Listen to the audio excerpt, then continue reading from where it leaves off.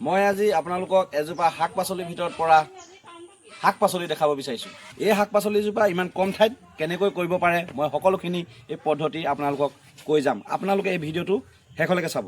নমস্কাৰ বন্ধুসকল, যিহেতু আজি মাঘ বিহু আৰু মাঘ বিহুৰ দিনাখন যিহেতু যিকেইটা বস্তু মানে লাগতিয়াল, সেই লাগতিয়াল বস্তুৰ ভিতৰত মই এটা বস্তু দেখাম। আপোনালোকেও কৰিব পাৰিব কম ঠাইত সেইটো খেতি।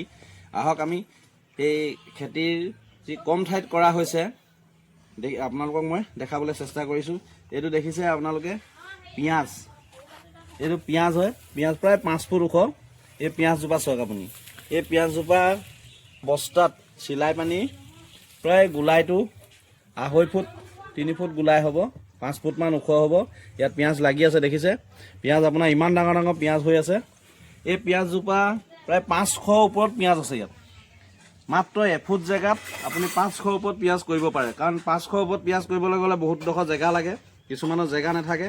কিন্তু এইজোপা কৰা হৈছে অকল মাটিত বুলি নহয়, আপোনালোকে চাব পাৰে। এইজোপা চাওক, এটা আপেলৰ বাকচ প্লাষ্টিকৰ, এই আপেলৰ বাকচটোত মাটি ভৰাই এইটো কৰা হৈছে দেখিছেনে। প্ৰায় 500মান পিঁয়াজ আছে। আপোনালোকেও এনেকৈ কৰিব পাৰিব। অকল পিঁয়াজ বুলিয়ে নহয়, অকল পিঁয়াজ বোলে কৰিছোঁ সেইটো নহয়, ইয়াত ৰচুনো হ'ব, আলু হ'ব, অসংখ্য চব্জি এনেধৰণে আপোনালোকে কৰিব পাৰিব। এয়া হৈছে আমাৰ নাৰ্চাৰীত কৰি থকা হৈছে। আপোনালোকেও এনেকৈ চাবলৈ আহিব পাৰে।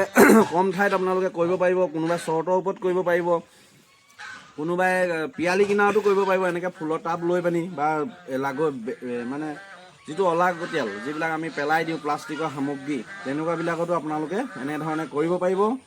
আৰু আমাৰ এইবিলাক দাদাই কৰে অৰিজিনেল। মই আপোনালোকক ভিডিঅ'টোহে দেখাইছোঁ, কাৰণ যিহেতু এইটো আমাৰ ঘৰৰে বস্তু। আপোনালোকেও কৰক, যে আমি অকল দেখুৱাটোৱে নহয়, আপোনালোকেও কৰি পানি আপোনালোকেও এনেকৈ আপোনালোকে ঘৰত খাব পাৰিব নিকিনাকৈ। এয়া হৈছে এজোপা পিঁয়াজ গছ, 500ৰো ওপৰত পিঁয়াজ আছে। আৰু মাঘ বিহু উপলক্ষে মই আজি আপোনালোকক এইটো উপহাৰ দিছোঁ। আপোনালোকেও কৰিবলৈ চেষ্টা কৰক। এইটো গোলকৈ মই আপোনালোকক দেখাই দিছোঁ। এয়া চাওক দেখিছে, এইটো চাওক আপোনালোকৰ পিঁয়াজ একদম ওচৰৰ পৰা দেখাই দিছোঁ মই। পিঁয়াজ লাগি আছে দেখিছেনে। এয়া এইটো দেখিছে এইজোপা। এনেধৰণে আপোনালোকেও কৰিব। এইটো হ'ল এটা আপেলৰ বাকচ, যিবিলাক আপেল আনি পিনি তাৰপিছত এই প্লাষ্টিকৰ সামগ্ৰী পেলাই দিয়ে, এইবিলাক সেই পেলাই দিয়া সামগ্ৰীত এইটো এনেধৰণে কৰি থকা হৈছে। আপোনালোকেও এনেধৰণে কৰিব। ধন্যবাদ। জয় আই অসম।